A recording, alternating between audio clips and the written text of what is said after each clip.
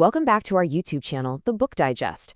In today's episode, we're diving into a powerful and practical summary of The Richest Man in Babylon by George S. Clason. It's a classic for a reason, and we're about to find out why. So, I know what you might be thinking. A book from 1926? Based on stories from ancient Babylon? How on earth is that supposed to help me with my finances today, in a world of crypto and high-speed trading? Well, that's the magic of it. The wisdom in this book is structural, not contextual. It gives us timeless truths about money that, honestly, work no matter what era you're living in.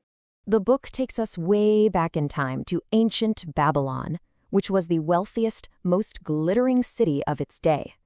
But even in the city of immense riches, not everyone was wealthy. And that's where we meet our main character, Arkad. He starts out as just a humble scribe, but through some pretty incredible discipline, he becomes the richest man in the entire city. His story is basically the blueprint for everything we're about to cover. You know, the author's choice to set this in ancient Babylon was absolutely genius. By stripping away all our modern complexities, stocks, credit cards, all of it, he makes the lessons universal. It completely removes the excuse of, oh, but things are different now. The core principles, they are truly, truly timeless. So what's the number one most important secret that Arkad figured out? What's the one principle that holds everything else up? Because without this first step, none of the other rules even matter. There it is, the foundational law of building wealth. And it sounds so simple, right? A part of all you earn is yours to keep. It sounds obvious, but its real power is in how it totally flips the script on how we think about our income. We have a modern name for this, of course, paying yourself first. And here is that crucial mental shift. Most of us follow the common path. We earn money, we spend it on bills and wants, and then we hope to save whatever is left over. The problem? Our expenses have this incredible, almost magical ability to expand to eat up our entire income, leaving nothing behind. The Babylonian path turns that completely on its head. You save first.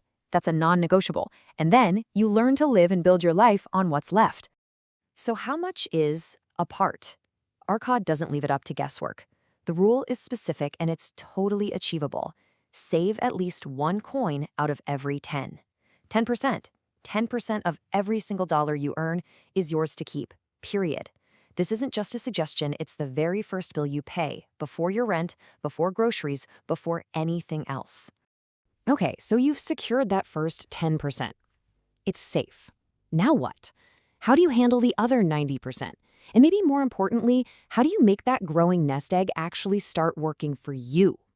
Well, Arkad lays out a whole framework for this, which he calls the cures for a lean purse. Now, this isn't just a random list of good ideas. It's a complete system for your financial health.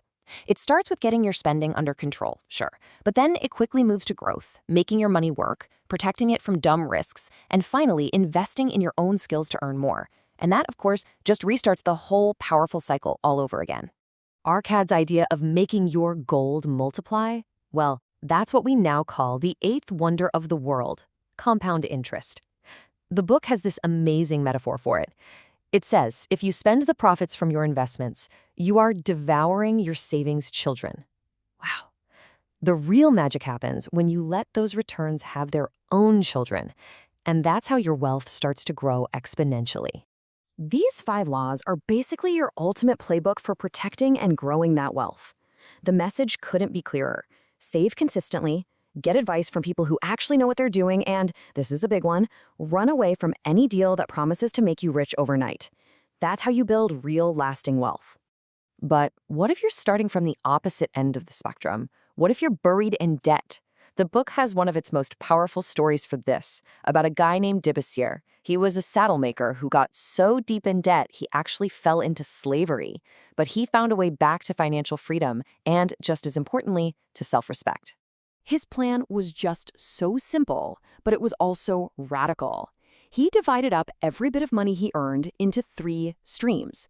70% for his living expenses, 20% to systematically pay down his debts, and a crucial 10% for his own future savings. Now think about that for a second.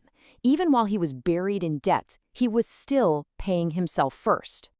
The real power of this was psychological. Debussy didn't go to his creditors begging to be let off the hook. No, he went to them with a concrete, realistic plan, and he promised to make good on what he owed. And that simple act, it transformed him from a victim into someone who was back in control of his own life.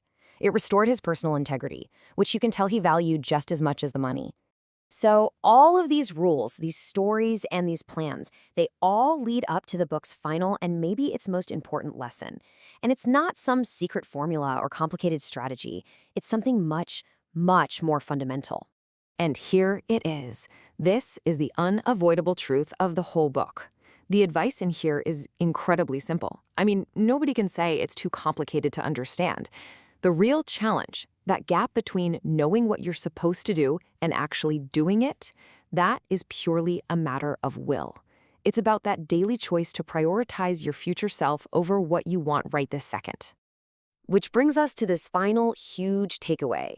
These principles, they aren't just good suggestions. They are universal laws. They're like the law of gravity. Gravity works whether you believe in it or not, right? It doesn't care. And it's the same with these financial laws. They work whether you're in ancient Babylon or modern-day Tokyo. And so, in the end, the book just leaves us with this one simple question. The path to financial security isn't some big mystery. It's been laid out for centuries. The knowledge is right here. It's simple. It's clear. The only real question left is, what are you going to do with it?